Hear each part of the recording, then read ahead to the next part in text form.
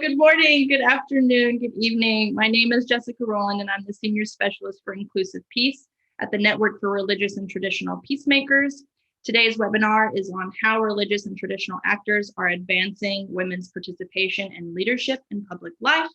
This is a timely discussion because we are in a moment where there continues to be further pushback against gender equality, including by faith actors and other highly conservative and populist movements.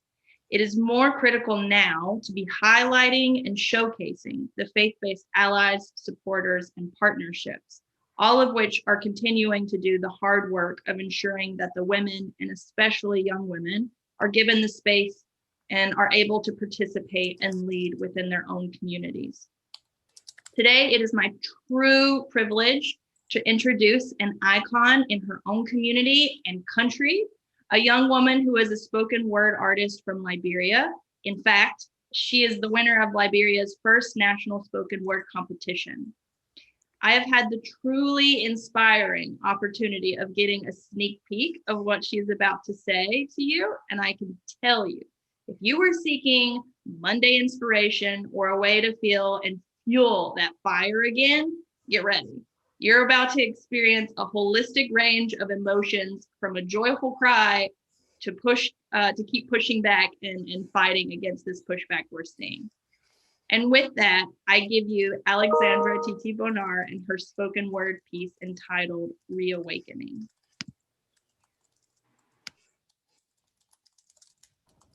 Thank you so much, Jessica. I'm so honored to be here, especially from Nigeria. I'm so honored. And yeah, I'm glad. I just don't know what to say, so again for the praise. Okay. Is everyone getting me? Est-ce que tout le monde m'entend?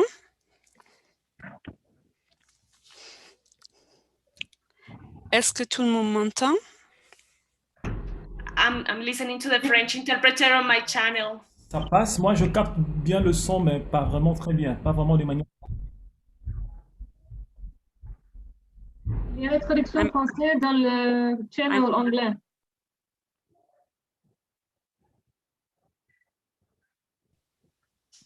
There's French translation on the English channel. Okay, try one more time. We should be set. Hello?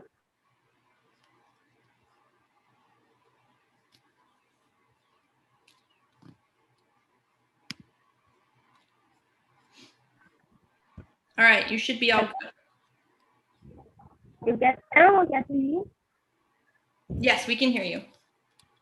Okay. So like I said earlier, I'm honored to be a part of this forum, and I'm so happy to be here, especially from Liberia. I'm so happy. I give God the praise for this opportunity. So can I go ahead with my piece now? Yes, please. Okay. So the title of this piece is called Reawakening. Start. Centuries ago, God beautifully created creation. Simply, accurately, wisely. Uniquely, he breathed through man's nostrils and gave man his existence. Also to man, God handed a partner in women as a second set of hands needed to run the things to Christ. Then, generation after generation, and decade after decade, society came with a wedge to juxtapose women like objects and drag them outside of history. Hence, and stitched them inside and outside with silence and centered them upon. Society came with blocks to build walls between men and women so that women would learn to sit on top of the fence, stare, and say nothing. As society taught my mother to teach me that women are seen and not heard, so women were designed to watch and not speak. Say yes against their will, and by the will of society to say no. Women were taught to cook and not taught the book. They were taught to think only at their detriment for years. But with the passing time, women bore women that bore women who bore brave women that knew how to raise their hands and raise their voices and stomp their feet to say yes and to say no. Yes to equal rights and no to stereotypes and injustices. Women who were born brave were also born smart and tough, powerful and sound. So they stood their ground and learned how to learned how to be taught and was taught to teach. So they learned trade, professions, art, and crafts, wrote stories, poems, books, and became stories of their own, warrior-like stories, phenomenal stories, eye-stretching and exceptional stories that today we learn those women, teach those women, and learn how to become those women. So to you, all virtuous women, come.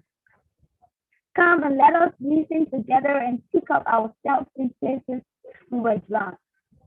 To you, Kima, Afia, Kate, Dara, and Lola, or whoever you are called, black, white, brown, chocolate, butter pecan brown, albino, vertigo women, women living with disabilities, come and let us march on. We have found our way to our liberation, so let us look deep beneath our sins, our scars, the uniqueness that lies within. Because God's intention of creation is totally different from the way society sees us. So to you, all women, come. Stand with faith in one hand and grace in the other hand, and with power on your feet to find yourself. All women, come.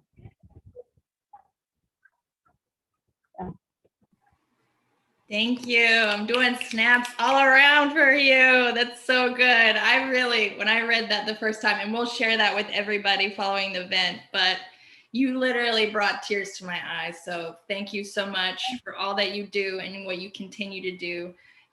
All of your pieces are so beautiful, and it sets up our conversation so perfectly. So I'm gonna go ahead and share my screen here.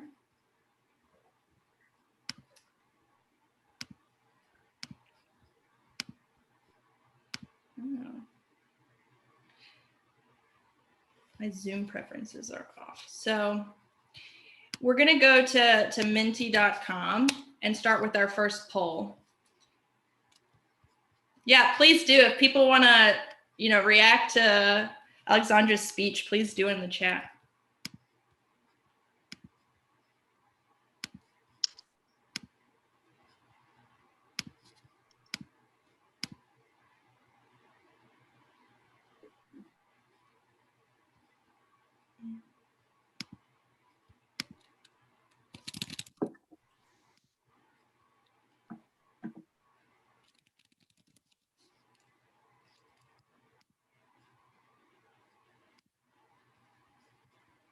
All right, so if you go to the link that I just sent, menti.com, and you use the code 54247377, you'll get the first question, which is, what do you want to hear speakers address during this fireside chat?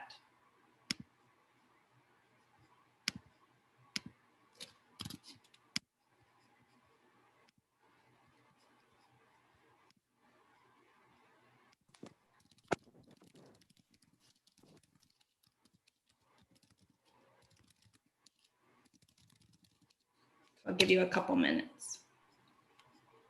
Jessica, do you mind either screen sharing or putting that in the chat?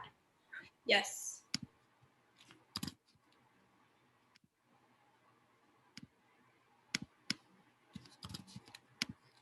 I'm going to put it here in the chat.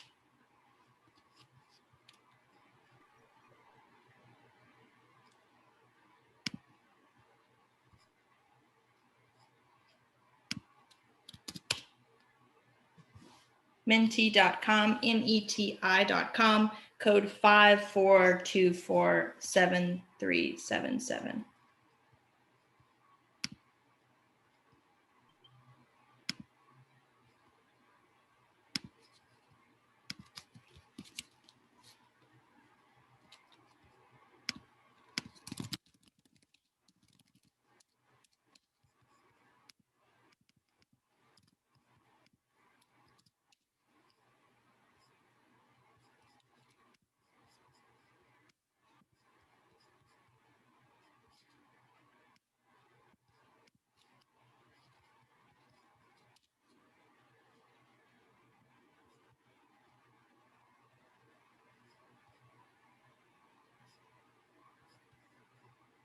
All right, so I'm seeing some reactions. I want to share my screen, but my computer wants to reboot, so I'm not able to share my screen. But I can tell you some of the reactions to the poll are the role of faith actors in championing for women leadership, how to encourage the inclusion of youth so that our leaders, men and women alike, begin to foster their skills early in life, safeguards against women's faith leadership attempting to assume half of current leadership in same hierarchical style, specific creative ways religious leaders are helping or hindering women's participation, ideas for faith-based nonprofits to help participate in leadership. So with that, I'll keep gathering the information, but I will pass it off to our moderator, Ms. Gina Cirillo, who is the gender advisor for the International Foundation for Electoral Systems, IFES. I pass it to you, Gina.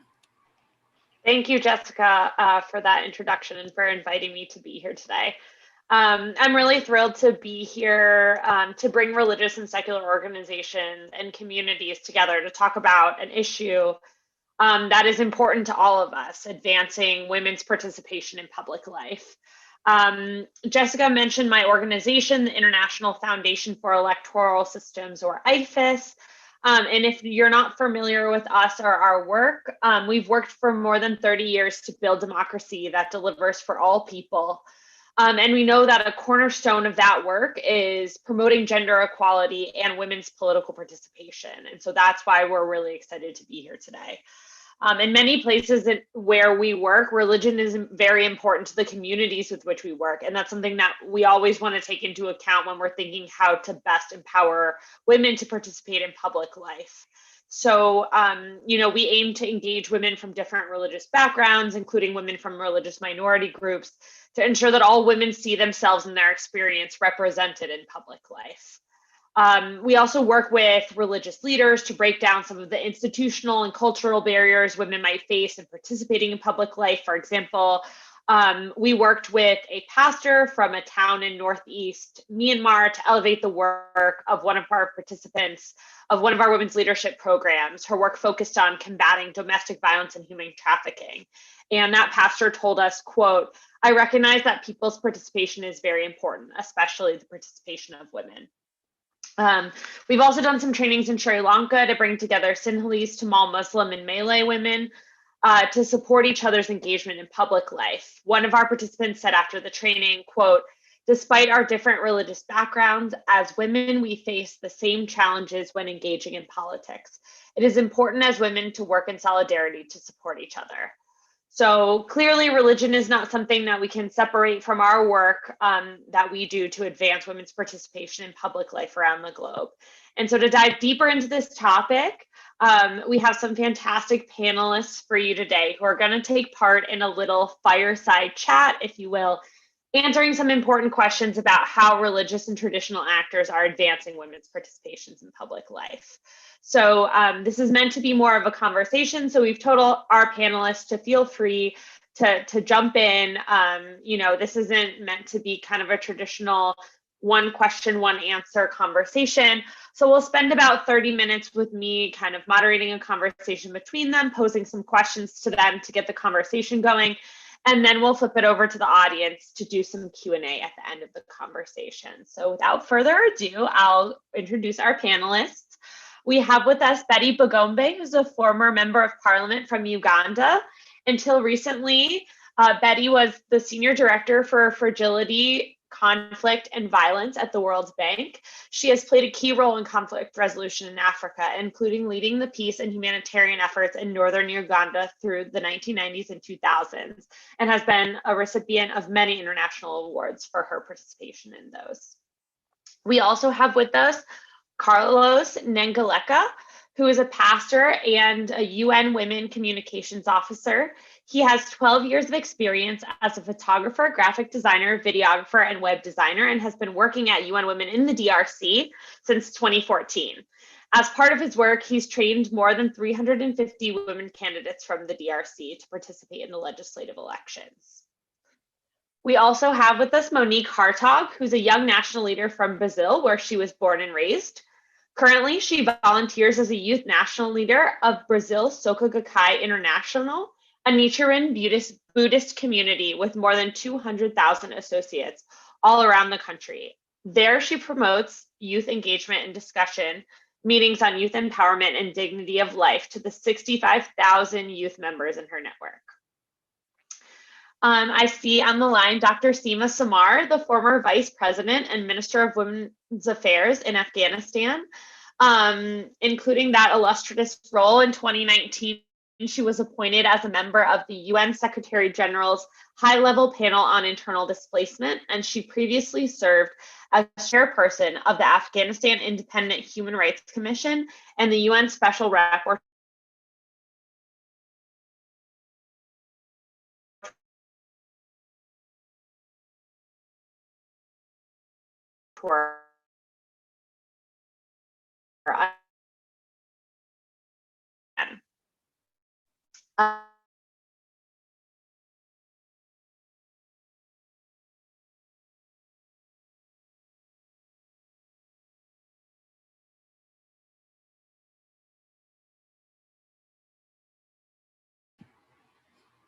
Looks like Gina may be having some technical difficulties, as is with everything internet and Zoom these days.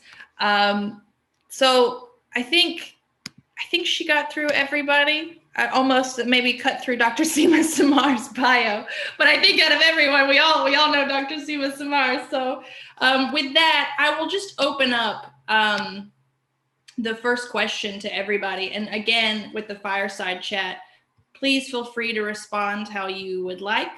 But it would be wonderful to hear how you've been advancing women's leadership and participation in the public sector more broadly in your various fields. Hi, Gina, you're back.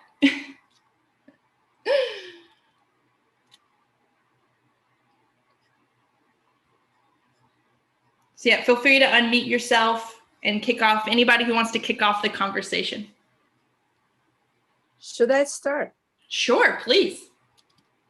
Yeah, good morning, good afternoon to everyone. And it's my pleasure to be among friends and people who really support the gender equality. I think I'm coming from Afghanistan, so Afghanistan has been, unfortunately, or is very famous on being not gender friendly or not a good place for women to live. But I think we, with our resistance and resilience, we were able to make a space for ourselves. I think few issues are really important. One, I think we have to have the commitment, the political commitment that we will do this work and stay in public in order to show that we show our capability.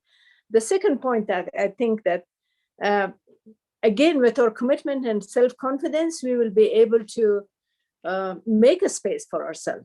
Honestly, it's not easy to make a space, so and people are not voluntarily to give you a space. You have to prove and impose yourself in order to show that you are capable and you are equal and you make a space for yourself. The third point, I think that, of course, when the people see your ability and you work with the people closely, then the people help you to create the space for yourself. And that is really an important issue. When you have support of the people, then nobody can push you aside. I'm saying this because when I started the girls' school during Taliban, I mean before Taliban, but when Taliban came and they tried to close it down, it was the people and the religious leader from that region who went to the Taliban and said that where in Islam you can close down the school for the girls. So that was really important because the families of the girls resist and stand against Taliban imposition of closure of girls' school. So they could not close the school. The only high school during Taliban in the country was the high school that I was running. Of course, we got different tactics, but we also find a way in order to tell the Taliban that we are only running the school until 6th grade, not after older than 6th or above 6th grade. But it was the people's support who really gave us the space to continue that work. And finally, I think, again, we should know the society, and we should find our ways to deal and work with those society, with those people. That means that we, of course, we should know the culture, we should know the tradition, and we should know the behavior of the people and find way to help us. And then work with the religious leaders and the community leaders, even if they're not religious, the traditional leaders. Always, they're not very friendly to women, but we can still find a way to make them as our friend in order to make to bring some changes within the society and promote gender equality. I stop here to give the others a space to speak. Thank you.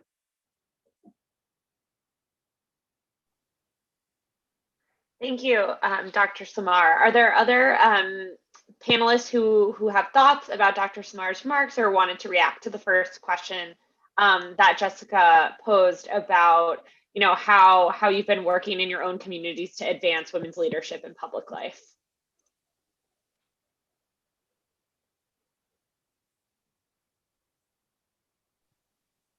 Go ahead, Betty. Sorry. And then I'll come to Sathjeet. You're muted, Betty. Yeah. There you go. Go ahead. Okay. Thank you, everybody. And thank you very much for including me in this very important conversation. I just want to talk about how I've worked with my community to promote peace in my part of the world and in other countries as well. Because I'm talking about that, but I also want us to realize, to consider that political empowerment of women is one way of getting women to the table, getting women to do more, and getting women recognized. Yes, we have made some progress, but we still have a long way to go, because I've just started realizing I've been participating in a team for mediation on the South Sudan conflict. And really my voice is sore, because I keep on telling them we must include women. And they will always say, yeah. And if you make it compulsory, then they will bring note takers and not women who will articulate women's issues.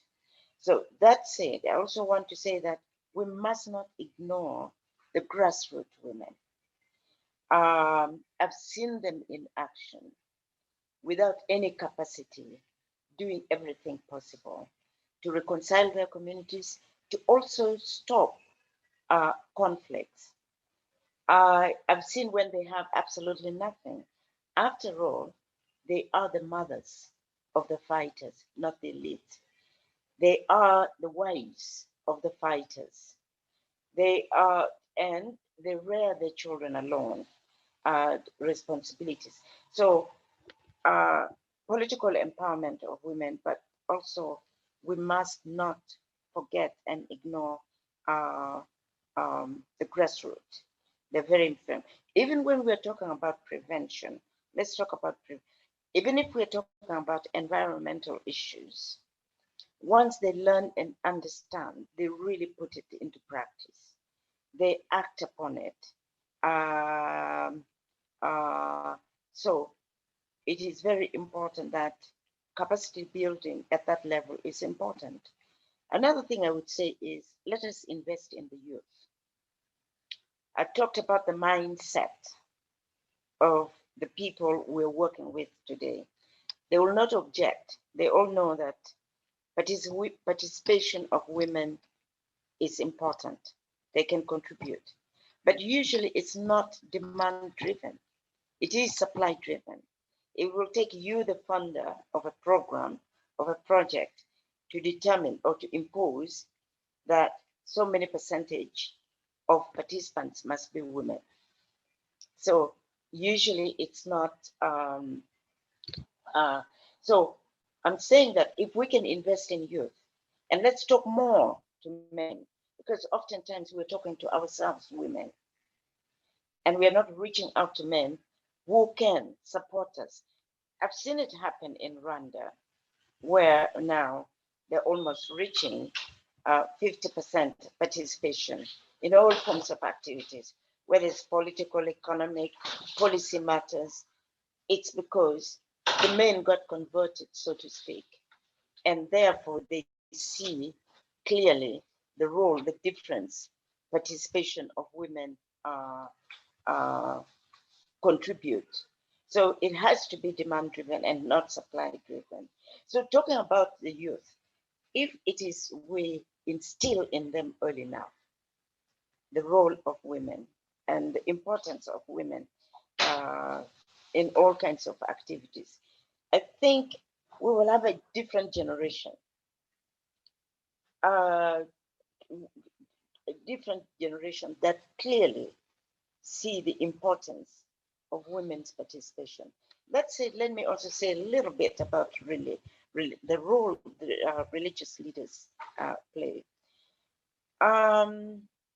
Although less and less people are turning to God, questioning many things, but religious leaders still have a huge role to play, because they what they preach is usually taken as biblical or Quran truth. So, and people clearly see that their interest is for the well-being of the people, and that they do not have any hidden agenda that you could be suspicious of. I've seen religious leaders play a huge role in politics, especially in countries where autocratic and dictatorship is being practiced. It is the religious leaders that become opposition, that are outspoken without fear. So it's so I also would want to advocate that we need to empower them more and give them the right tools so that they can reach out, whether it's about women playing more roles, or whether it is the various situations. In their preaching, if we can help them, capacity building is what I'm trying to drive at. If we're talking about the environment, they could bring it to the worshippers. If we're talking about corruption, they will bring it to their worshippers. If we're talking about women's role, that they must, they can give their own examples, and the worshippers, their respective worshippers, would listen. So I thought I would just mention that at this point, but happy to come in at a later, and as this fireside conversation goes. Thank you. Thank you. And I think you brought up a lot of really important points that I think that we can continue to discuss about not ignoring women from grassroots organizations, continuing to engage male allies, and in particular, investing in youth and young women. So I'm going to go to Sathjit now, because I know she wanted to speak earlier, but maybe afterwards, maybe Monique or Anna Maria, you could comment on some of the work with young women, for example. Go ahead, Sathjit. Hey, my name is Sajid Gaur. I'm the executive director of the Sikh Coalition. Gina, I think when you were speaking, some of that got missed. So I'm just going to give like 30 seconds to kind of explain a bit of some of the challenges we see. So the Sikh Coalition is a civil rights organization that doesn't focus necessarily on women specifically, but it is about how in the United States we counter the challenges to Sikh Americans' rights. And that's across generations, across genders, for the entire community. But in doing so, we've taken a specific look at how we better integrate the entire community into our work. Oftentimes hate crimes, discrimination, not always, but sometimes or oftentimes is just assumed that it only affects the men because of the turbans and the beards and the physical outer identity. But that's not true. Women are, people of all genders are often targeted for various reasons, and women do carry an outward identity as well. And so all of these challenges do play a part, but when we talk about Sikh hate crimes, or we talk about employment discrimination or school bullying against the Sikh community, it's often just assumed that it's affecting the men. And so how do we do a better job of integrating all those voices? And so in doing so, and I know this conversation is going to continue, but I just want to point out some of the challenges and things that we do focus on and keep top of mind.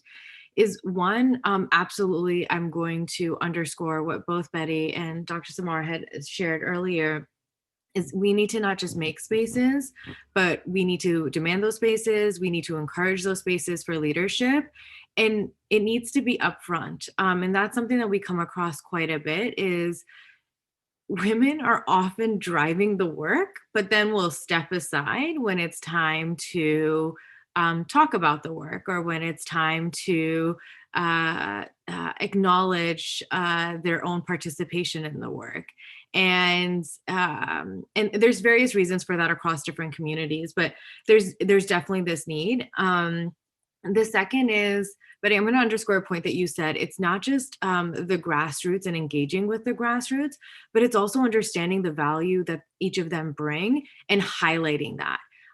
We oftentimes know what the men in our community are doing, right? So like what Fortune 500 company they work for, or how they drove a particular campaign or initiative, or what political achievements they've accomplished. But oftentimes there are women counterparts that just go completely unnoticed. And so how do we all do a better job of highlighting those stories, highlighting those individuals, at all generations and in all spaces? The third, and this is going back to both leadership that's, let's say, prominent or has a role, or leadership that is in communities. This applies to all, right? You could be in a Gurdwara space, so a Sikh house of worship, or you could be out and about. You could be a youth leader, whatever it may be, right? Leadership is loose here.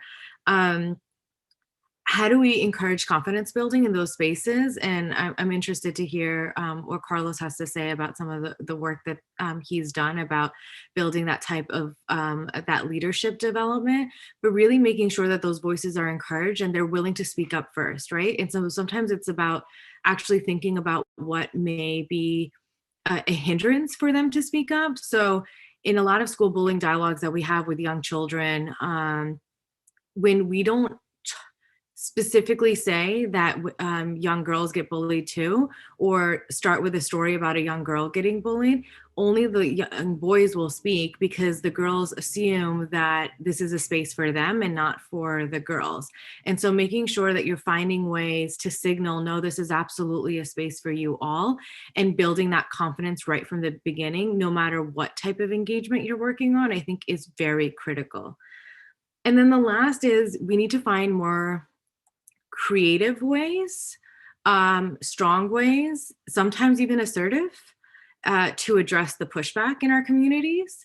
And that may be microaggressions, or that may be blatant, like complete pushback. And so, and I think that's for women to do. And of course, we need to feel empowered to do so, but it's also for others to do in our community, right? So when a male colleague of mine will hear a comment passed about like how many women there are in leadership at the Sikh Coalition, or the fact that we have gender parity in all of our events, or that there are more women that are actually engaging at the forefront in community participation, he will respond to those comments respectfully, politely, thoughtfully, but will respond.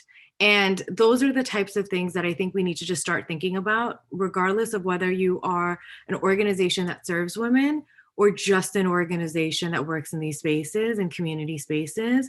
We have to better integrate all of it into our work. Thank you so much. I think a lot of those points are really relevant for many of us on the call, especially emphasizing that, even if you're not working for a gender-related organization, there's still so much you can do to promote women and girls' participation in public life. And I also really appreciate the point you made about public life and leadership being very expansive.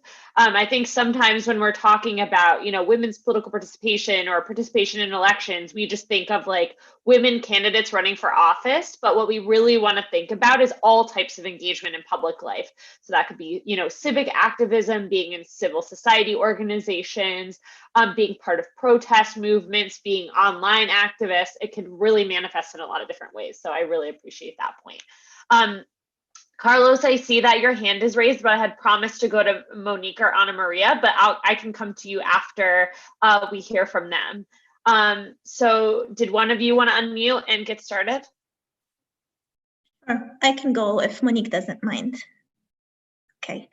I'm really glad to be among such inspirational women today, and I'm really glad that I got to have my intervention after Sajid's intervention, because they are really closely related, and there are many challenges that we face in Lebanon and the MENA region in general that are quite similar to what other maybe religious communities or even communities around the world are facing.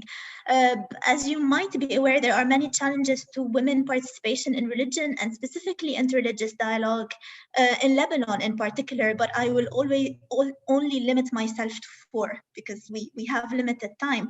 And there is something that we never maybe understand, or that we know that is there, but we never quite put a label or title to it, which is the interpretation of religion and religious text itself. And this is something that we've been trying to work on by asking religious leaders, asking religious organizations to have a gendered interpretation of religion. Because whenever we are interpreting certain religious texts or saying that women are supposed to be this or that, or this is their role, they are mothers, their house is their priority. So this non-gendered interpretation of both religion and the peace-building process itself is a hindrance to the whole idea of the participation of women in the interreligious dialogue process or in the peace-building process in general. And there is another issue that is also related to the idea of the interpretation of religion is the role, the understanding of the role of women in the peace-building process. I have read a lot from academics and even practitioners saying that women should play a role in the peace-building process, but the reason behind it, or the reasons given behind it, are quite confusing to me, because there were many reasons, like women are naturally more peaceful, or women can listen more, which might be true in certain cases. However, for me, this is too minimalistic and essentialist. It's always, yes, women can be better educators, can be better mothers, but you never hear people saying women can be better religious leaders, can be political leaders, can be. So it's always this role that women are the nurturing mother, teacher kind of thing, which might be the case, and which they might play a huge and important role in that, but there's this stigmatization that, yeah, but they cannot do it in a place of worship, or they cannot do it in a religious organization. So those two are quite intertwined because of this misinterpretation, or because of the absence of a gendered interpretation. And there are many people who are telling me right now that this idea of a gendered and women-gendered interpretation of religion is not something that is needed, but it is needed specifically because the role of women in this domain is absent. And there is two more challenges that I want to talk about is the fact that religion and politics in Lebanon are really closely intertwined, and there are always parallels between the advancement of women participation in politics and religion. So because of this close relationship, there is always parallel going between both.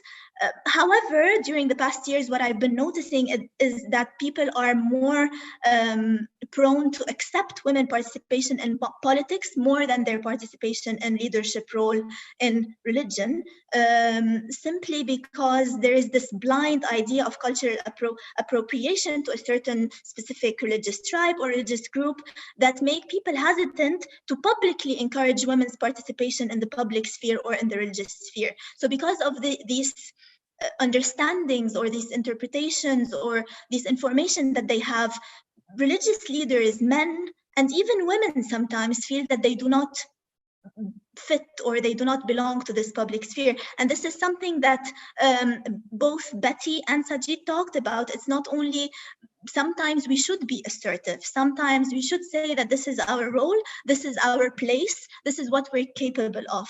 I know that it might be challenging, and myself, it happened many times that for instance, I do all the work or I do all of this facilitation in a certain process, but then when it's time to go public, I hesitate and I say, oh, maybe someone could do it better, or maybe religious leaders would be more responsive if my boss, who is a male, would talk to them or would maybe present them with a certain idea. So this is why we should be assertive. And in order for us to be assertive, we need those partners, both men and women. So men do play a role in women's participation by being our partners, by being our support.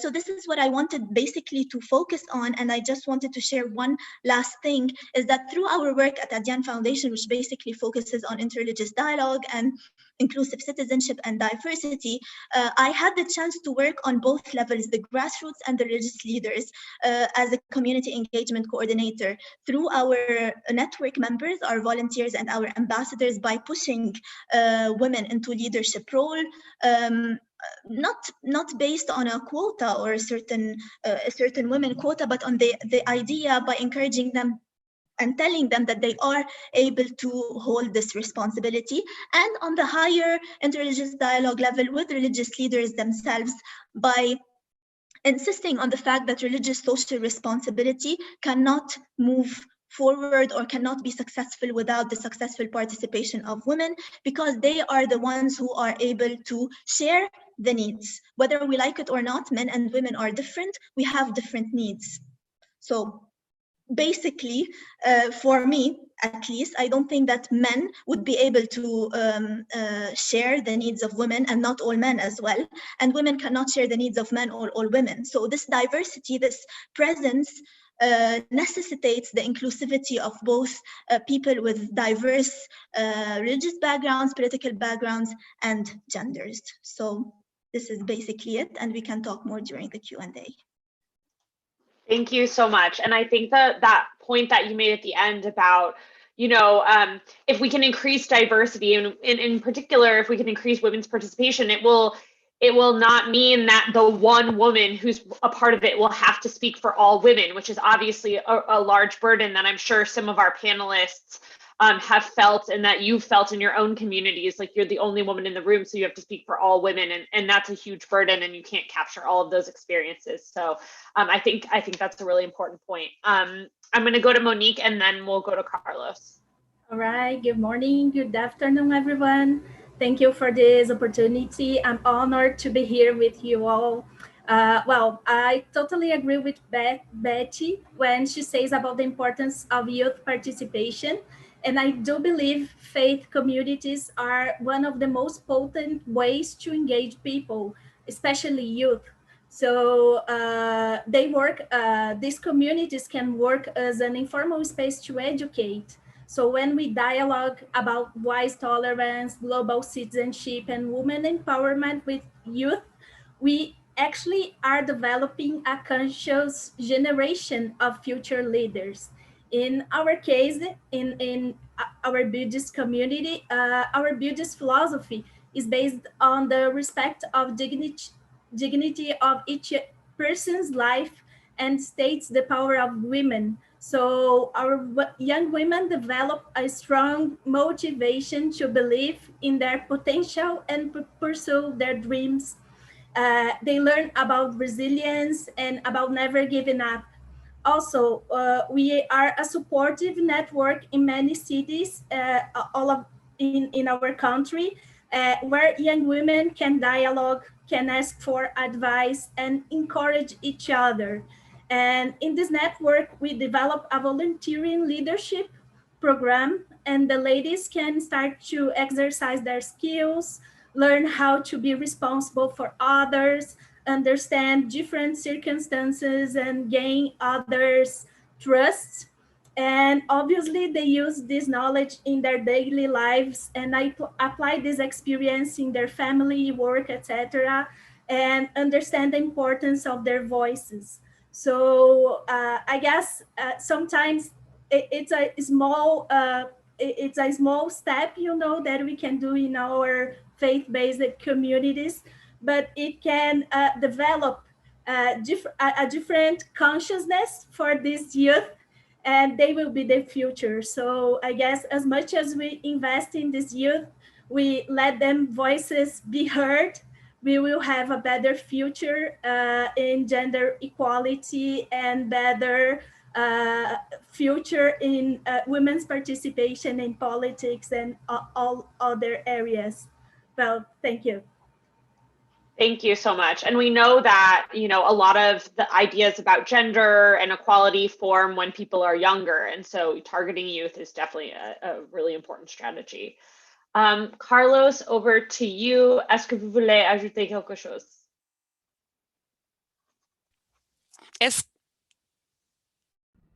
Ok, merci, bonjour. Thank you, welcome. I am very, very happy, very flattered to be a part of this. In any case, I was personally very happy when I received the invitation. I spoke about it with my wife, and she was so happy and thought that I should participate in this conference with several women with whom we're going to have the opportunity to have a conversation. I'd like to thank you all, Monique. I'd like to start by thanking everyone. My wife delivered a boy the day before yesterday. So my name is Carlos, and I work at ONU Femmes, United Nations Women, in charge of communication. And I am also a pastor with more than 12 years of experience already. And I am now forming a team of young believers, both boys and girls. And I would like to just address initially the first thing. I am from Africa, and as you know, in Africa, the religion is hugely important. So we need to understand that there's a huge combination of religions, and we really give a huge place in society to the religion and to tradition, which ultimately leads to the fact that in some communities, people's behavior is based on those beliefs that they might have in different parts of Africa. Because in Africa, in general, there's not only Christianity, there's Islam, and there's also other religious practices. It's also important to know that the African community is mostly influenced by, as pastor and as someone who works at ONU Femmes, promoting equality between sexes. I am comfortable to be working in this domain, because in this field, because I feel like I'm working in the right place. Why? Because working in this field allows me to return to the thought, the Christian ideology, and the fact that the Bible talks about the woman. When you read chapter 1 of the Bible, when the Bible discusses the creation of man, we see later the Bible mentioning the creation of the women, but we never realized or recognized that the women were not created after men. men and women were all created in Genèse 1, verse 27. It says that men and women were created. So when men were created, women were also created. But as for the physical manifestation of the woman, this came after the masculine manifestation.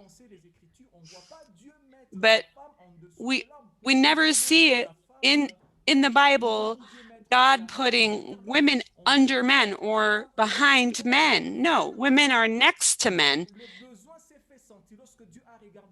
When God looked at man,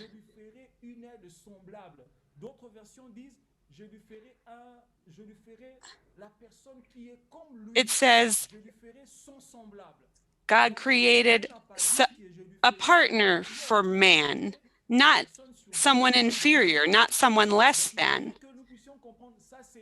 So we need to be able to understand this, and that this is part of the Christian convictions that I subscribe to. The role and the place that God gave to women, there are customs, there are traditions and policies today. The customs that we have, for example, do not want to give women the place that they should have. So the garden was given to the couple, a mutual role to be able to walk together, to be able to handle whatever came their way. These are the religious convictions, the customs, the laws in general today that make it such that women are still being kept separate from the role that God wanted for women. So in our field and today, where I work at ONU Femmes, I also worked for another campaign to raise awareness amongst men of the importance of women and their role, and promote women's rights, and to make the point that women's rights is not a matter of diminishing men's rights, that on the contrary, women's and men's rights are essential for balance in society. Raising this awareness, you can feel amongst the youth that even among young people, they already think, oh, a woman's place is in the home. When we work to promote women's rights, we are on the path to bringing ourselves out of poverty. I'm from a family with nine children. No, yes, 6 boys and 3 girls. My mother was extremely strong. My mother raised us, a woman. And that's why both boys and girls, that's why I believe it's important women be able to play a first-class, top-level role in society, in decision-making, so that this imbalance in terms of politics, law, so that this imbalance is done away with. I'd also like to mention the experience that I had with the training of women during the election period in my country, the last elections that took place, I noticed that there were many women who had an issue. They had no access to social networks or technology. So I had proposed to my office that we implement a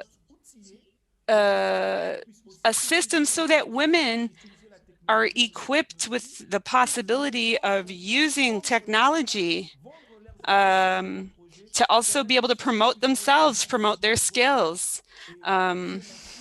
Thank you, God. This project,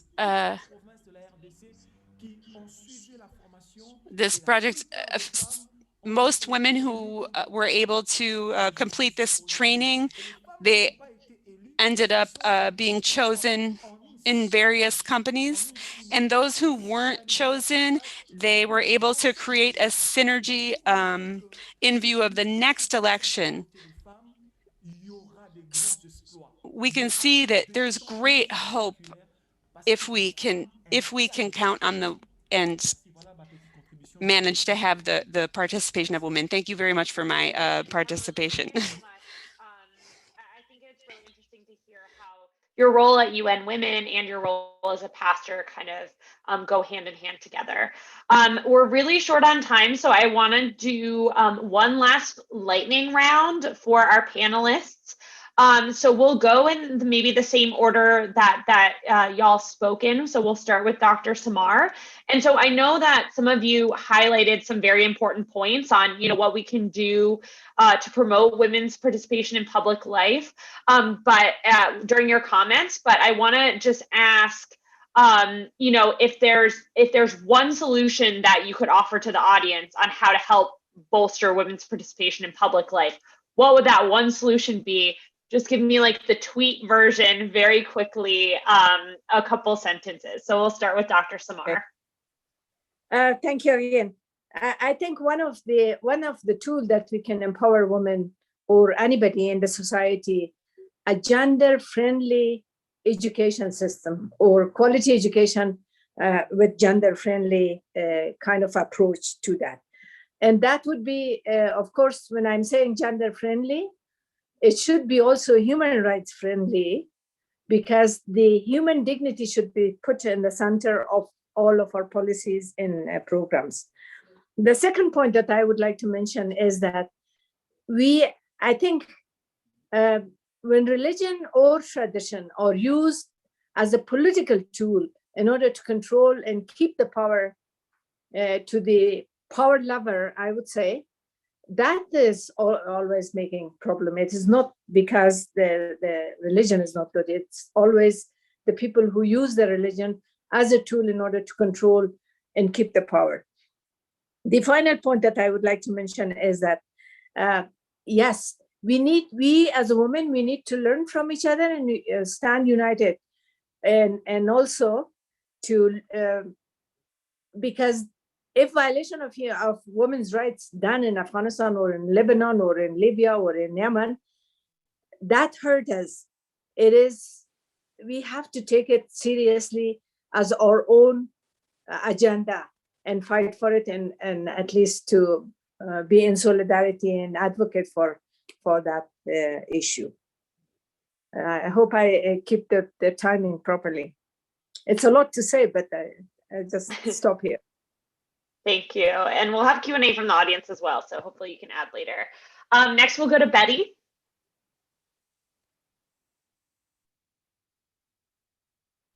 Could I come in a little later? Give me 5 minutes. Absolutely, yeah. You can. So then I think next is Sathjit. I think it's every single individual's responsibility that sits in any space that wants to work on these types of issues, to take a hard look at your own programming, to take a hard look at your organization, your direct services, and take on a primary responsibility of how you're going to introduce gender parity and equity across all of it. And check yourselves as well. Just because our intentions are right, just because we are women ourselves, doesn't mean that we're always following our own advice. And so even like Anna Marie said earlier, and I actually chatted her this, I was like, I often do it too, where I'll pass on opportunities to other individuals because I feel like I shouldn't be the one talking about it, even though I've done the work. And so we have to do it not just for ourselves, but for our organizations and for the communities that we serve. Absolutely. Thank you. And then Anna Maria? Yes, I can share as well 3 quick solutions. I mean, they are part of the solution, because if we had the solutions, the world would be a better place by now. First, I would like to reiterate the fact of education and curricula, and this is something that we work on a lot at Adyan Foundation, not only regular education, but also religious education. So I would like to give a small example. Whenever we're learning Arabic and we have this Arabic textbook, all of the texts speak about women in a certain role and then about men in a different role. And even in religious education itself, we are so familiar with role models that are prophets and saints that are men, but we do not highlight women that have played such an important role throughout history in different religious faiths. But I talk about Christianity in particular because I am more knowledgeable in that. So we are so used to male role models, especially in religious education, that we forget that there are a lot of female figures that we should celebrate and that we should look up to as well. And the other solution would be even in places of worship, in Sunday school, in mosques, in churches, we are so used to see women participating as community leaders or as Sunday school teachers. But whenever we speak about women as a religious leader herself, we're so shocked and we don't understand why is this so normalized. And here I would like to share something that happened last week. We had a virtual regional conference on religious social responsibility for Lebanon and the MENA region. And on the second day, we were particularly adamant on having 2 interviews with 2 women religious leaders, the Archbishop of Sweden, Bishop Antje Jacqueline, and Reverend Najla Kassab, who is the 3rd woman in Lebanon and Syria to be ordained as a reverend. And we were catering to the Arab world. So you would just imagine the shock of everyone of seeing such women in high religious or political leaders. But what we try to do is to break the stigma and to normalize such things. And having Bishop Antje at first, made it clearer or made it a bit easier for people to understand that there are also Lebanese women who are currently being ordained as bishops or as priests or as pastors. So this is the other solution or advice. And lastly, I would say, because we are people of faith or even beliefs or non-faith, we should have faith in women and listen to them. Because if we have faith in the women in our own community, then we have faith that they can relate challenges of other men and women, and that they can find new and innovative solutions. Because both women and youth do have this maybe different perspective and can provide new and innovative solutions to maybe peace building or conflict resolution. And that have faith that these perceptions will make us and other people better people as well. Because as long as we listen and as long as we take advice from people who think differently than we do, then this is the only way to move forward. Thank you so much. Monique. Yeah, I'd like to share 2 aspects here. The first one, an important question here is what kind of leaders we are supporting, because representation is not everything if our representative's consciousness is lacking. That's why it's important to cultivate a leadership based on values and principles such as respect, empathy, purpose, and sensibility to humanity. This sense of purpose is fundamental to create a more equitable leadership in politics. And the second one is we must trust young women's potential and hear to them. I learned that we can't build a future having leaders from previous generations, and we can't build the future having leaders exactly like us. So we need a new generation to find new solutions. And as much as we share meaningful opportunities to young women and provide them experience, we will have a more equitable and just leadership and a better future. Thanks. Thank you. So then we're going to go to Carlos and then to Betty. Oh.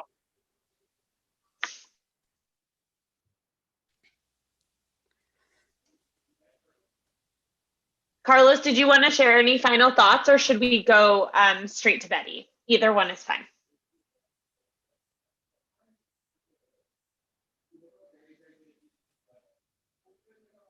Let's go to Betty, and then we can come back to Carlos if there's anything else. Go ahead, Betty. Thank you. Monique kind of said exactly what I was thinking of talking about. Is that okay? Hello? Am I still on the floor? Oh, okay. Yes, right. Please go ahead. Yeah, what I wanted to say is that Monique kind of just said exactly what I wanted to say. You know, when we're talking about gender equality, let's think equality. Let's consider quality as well. Because oftentimes we're looking at statistics. And this is what I now see mainly in Africa. Oh, we must have women. But what kind of women? It's very, very important that we put emphasis on quality in the sense that these women, when they're wherever they are, representing fellow women, can articulate women's situations effectively, as opposed to just having numbers, because that's not what we are driving at. The other thing too, I thought I would mention in here is that there's been a lot since the Beijing conference. Researches, seminars, workshops, education, graduation on women and equality. But could we now also start, I notice sharing of the screen, could we now start thinking and exploring resources and tools that can help, whether if we're talking about quality education for women, that we can put into practice, as opposed to just talking about it. There are few things that can be done if we can also get our attention on exploring resources and the kind of tools we need to promote women's participation in all kinds of platforms. And then I just again want to emphasize that the role of religious leaders, whether it's peace, development, should not be ignored.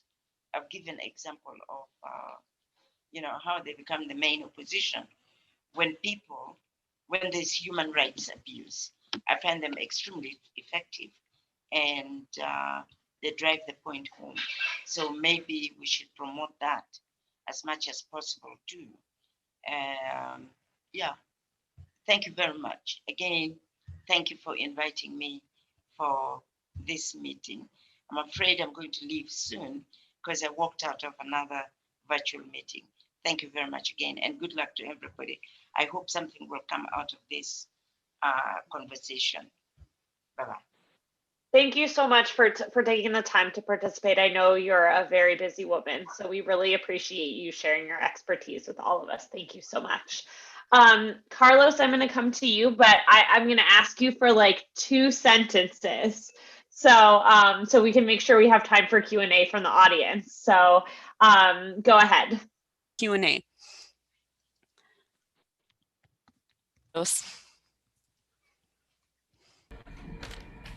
Merci. Thank you. Thank you, Gina. I would just like to say 2 things. The first thing is that traditional religious leaders have an important role to change people's mentalities and to raise the self-esteem of people in places of worship where they believe in what the pastors are saying and they take that as the truth. These pastors have a double responsibility. to clarify the role given to women,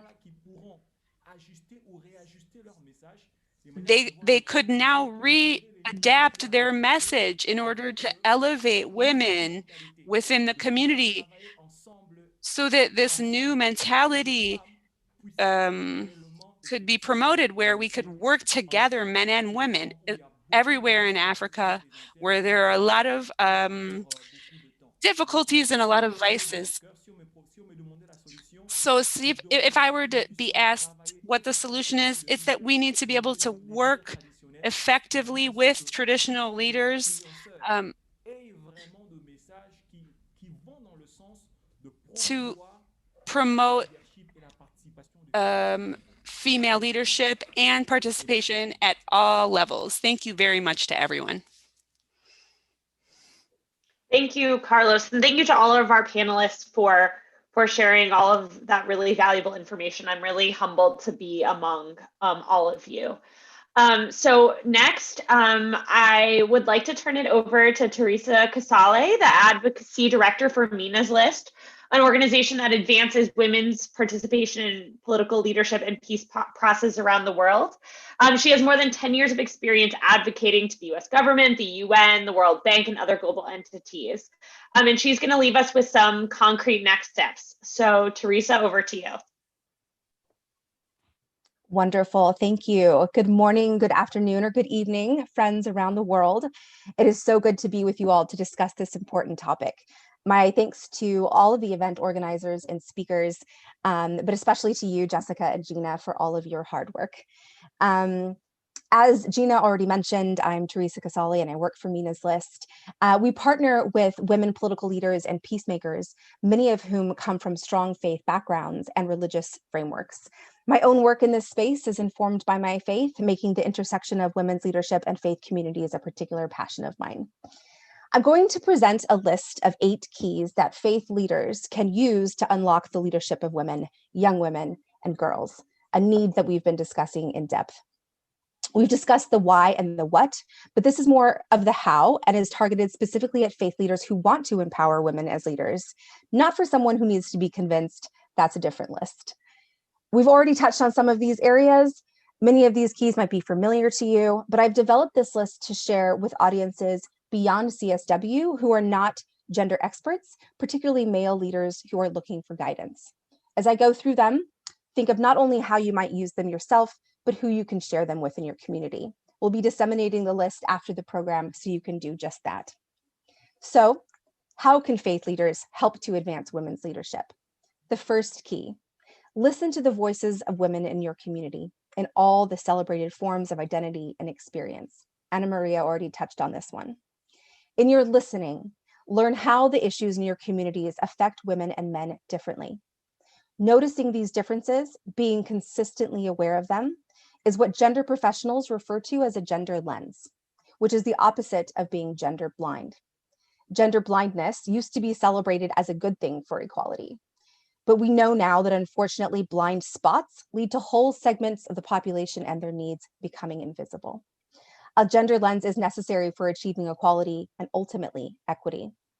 From wars to natural disasters, climate change, and economics, different genders have different experiences, and these should be understood and accounted for.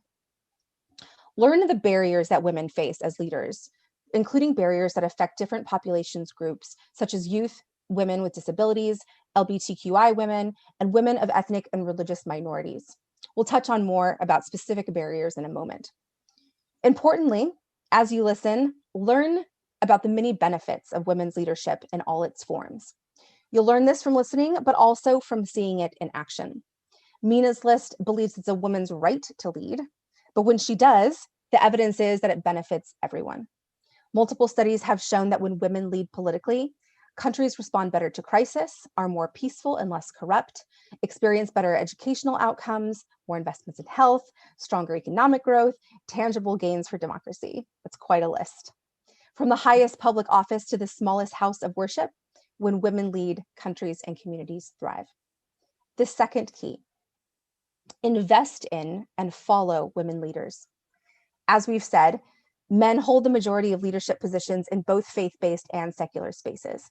Even in faith communities whose membership is predominantly women, their leaders are often predominantly men in the public space. In political leadership, 1/4 of parliamentarians in the world today are women, and 1/10 of heads of state are women. Even though this represents a tremendous amount of growth and progress over the last 30 years, it is still not at all representative of general population and is woefully inadequate. This often makes women feel like they are climbing a steep and dangerous mountain without the proper tools to help them succeed. Build the capacity and confidence of women faith leaders by mentoring them and investing in them. Consistently and progressively offer training and learning opportunities so they can not only lead, but lead well and continue to grow. Follow women leaders. For someone to lead, someone must follow. Trust women to lead you. Pass the mic and seize space. As you follow them, your community will follow you in respecting their leadership and learning from them. Support women leaders publicly and loudly, not just behind the scenes or with tacit approval. Advocate for the full and equal participation at all levels in both your faith community and in the secular spaces that you occupy. The third key, we've also briefly touched on this one. Use your capacity, connections, and convening power to provide space for women to speak and lead. Houses of worship excel at gathering, building networks and connections, and mobilizing their communities. Use your networks to connect women to decision makers and support their own decision-making power by amplifying their voices, ideas, and solutions to problems. Offer your resources of space, facilities, infrastructure, and technology to support women leaders and women-led movements and initiatives. These leaders are tackling issues that impact your communities deeply. They need as many resources as possible to do this, which brings me to the fourth key. And my next three keys are related to the key barriers that research and experience have shown must be addressed to advance women as leaders: funding, violence, and sexist norms. Or to use a phrase coined by a feminist Indian organization, Netri, money, muscle, and misogyny. So the fourth key, help to fund and find funding for women leaders and their initiatives. Funding for women's movements, women-led initiatives, and women's time is one of the biggest barriers for women to be able to lead. Help them access funds when and where available.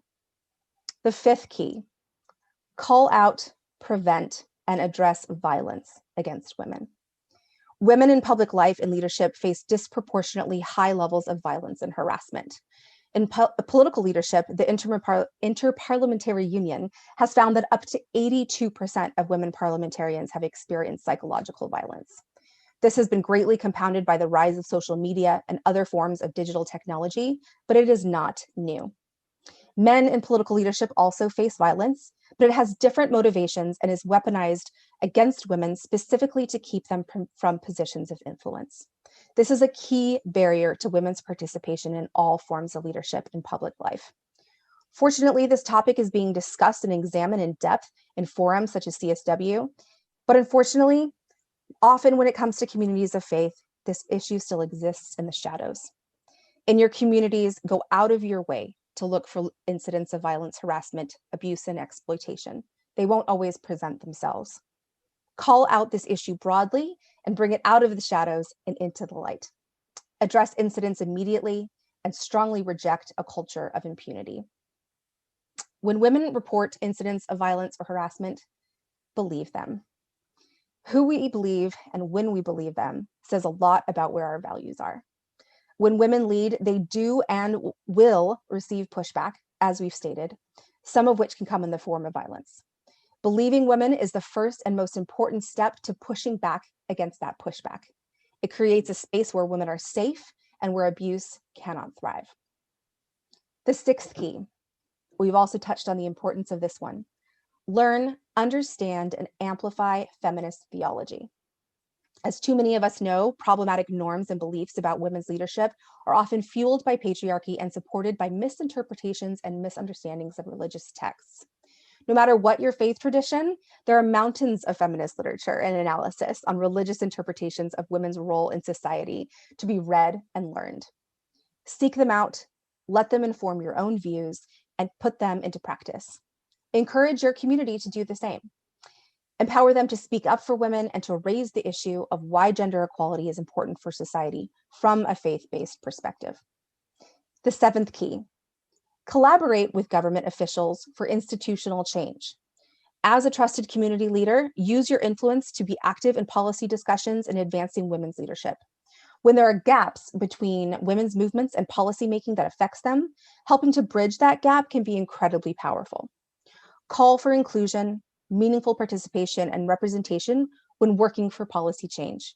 You can support this call by using the information you've gathered through listening about the barriers and challenges women face and work to address them at a policy level with women. Finally, our 8th key, continue to self-examine. We've touched on the importance of this for everybody as well. Commit to a posture of learning and continuously improving. We always won't get it right. Humility and commitment to growth goes a long way. This will also help with listening, which brings us full circle back to our first key.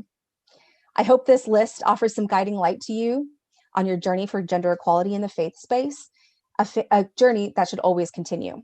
And I'm happy to answer any questions in our Q&A session. Thank you. Thanks, Teresa. You've really taken the burden off me as a moderator to do a great summation and next concrete step. So I really, really appreciate that. I know we're quite short on time, but we do have one question from the audience that I'd like to pose to our panelists. So just flagging for one or two of you to respond. I think maybe, and Maria, you would have a good response to this question. So just flagging for you, but if any other panelists want to speak, just go ahead and raise your hand and I can come to you. So the question comes from Mark Sheffer, who's with the Baha'i International Community United Nations Office. And he says, often religious teaching serves to legitimize and reinforce dominant cultural norms rather than functioning as a tool to elevate and transform those norms. So how do you feel religious communities can more actively and effectively translate the high ideals at the core of their scriptures into practical and lived realities? So I don't know who wants to take it first, but go ahead and just unmute and we can go to you. Go ahead. Is Dr. Seema's gonna respond or? Go ahead and I will respond after you. I'll just respond really fast because this question in particular is something that I've been working on a lot through the concept of what we coined as religious social responsibility. So I'm sure a lot of you are familiar with corporate social responsibility, how companies can be responsible towards their society. So we thought how religions can be responsible towards their communities, whether it's the same religious backgrounds or different religious backgrounds. So at the core of religious social responsibility, we have two things. One, to focus on the core values, like Mark was asking. So the religious teachings, which focus, in the case of Lebanon, it's Islam, Christianity, on the core values between Islam and Christianity on one side. So this is the education side, how religious leaders are using the narrative in their homilies and sermons. And on the practical side, how to get those common values and implement them in their local communities through faith-based initiatives or through community initiatives. In our case, for instance, right now, they can be socioeconomic in nature, they can be environmental in nature. So you have this multi-level, multi-pronged approach through one, the teachings of common values, and two, the implementation of these common values in different areas in life. So this is just a summary, but this could be a response to the question that was asked. Thank you. We'll go to Dr. Samar. Yes, I think yes, please. Points. One, I think it's really important that we accept the diversity because we keep saying tolerate. Tolerance is not enough for me. I think they should accept that we are diverse and everybody has the right to think the way or believe the way they want. The second point, I think, I insist on the human rights-based approach on the issues of socio-economic and cultural, whatever rights you have. If it's based on human rights-based approach, then we will solve a lot of problems within the society. And thirdly, I think, on the issue of, let's say, women and religion and so on, I think one important issue is that to recognize that we do exist, and they should give us the space. Recognition, inclusion, and support. Because sometimes the leaders include some women, not much in our country, not much on the religious sector or section, but then they don't support. They want to use women as a token to put in some position, and then they don't support, and then they would say that, yes, they don't have the capacity. And fourth point that I would like to call on women, and particularly on the young generation, that please be strong, and nothing is impossible. Everything is possible, requires a little bit commitment and hard work. So we will achieve that with a very strong youth around us. Thank you. And what an uplifting note to end on. So I'm going to just say a big thank you to all of our panelists, and thank you for me. I've learned so much. I'm going to flip it over to Anne Quackenbos, who's the gender, peace, and security expert for Cordaid, who will give us some closing remarks. Thanks to everybody. Thank you so much, Gina, and thank you so much to all the speakers. I will try to not take too much time out of your day anymore. I think when we started working on this together with Jessica and everyone else, it was clear that this is a topic that we really need to explore more on. For a long time, especially the organizations working on faith-based and religious partnerships were not always connected to the feminist and the women peace security organizations. Now that we are starting to create this space where we have this dialogue, for me, it's becoming clearer and clearer how incredibly relevant this topic is. And I'm really glad we're starting this conversation more and more, and I hope, and that's also our aim, that we can keep that up in the future even more. There's clearly a need. As we know, most people in the world have at least some sort of affiliation with religion, and especially in some of the countries we work on when it comes to women peace security. I'm really looking forward to continue on working on this. So as this group with who we facilitated this, we aim to write a little report on this with recommendations that came from this session, which we will share with all of you. And also really important, we get feedback on this, because just to start, we also hope to organize more events on this topic to really dive more into some of the things we've discussed today. For example, what Dr. Sima Samar was just referring to, like how do we actually link to this human rights-based approach? How do we ensure that indeed this conversation is not only held with some of the elder generations, because often the power within religious institutions lies with them. Little things like that, how can we elaborate more on that? Although I have to say, in this event, I think we had a very good representation of different groups and backgrounds. We really want to continue to raise these issues, work on that, and I really hope you all want to stay connected. Again, thank you so much to all the speakers, and thank you so much to all the partners. It was really, really great preparing this, and I think it was one of the best events when it comes to preparation we've been a part of. I know it is recorded, so I need to check with Jessica if we can also share it at a later point, for example, for our YouTube channels for people to watch back. I need to check that, but I think it should be fine. Seeing Jessica nodding. Thank you so much. And I think I can speak on behalf of all of us that we're really looking forward to the next step.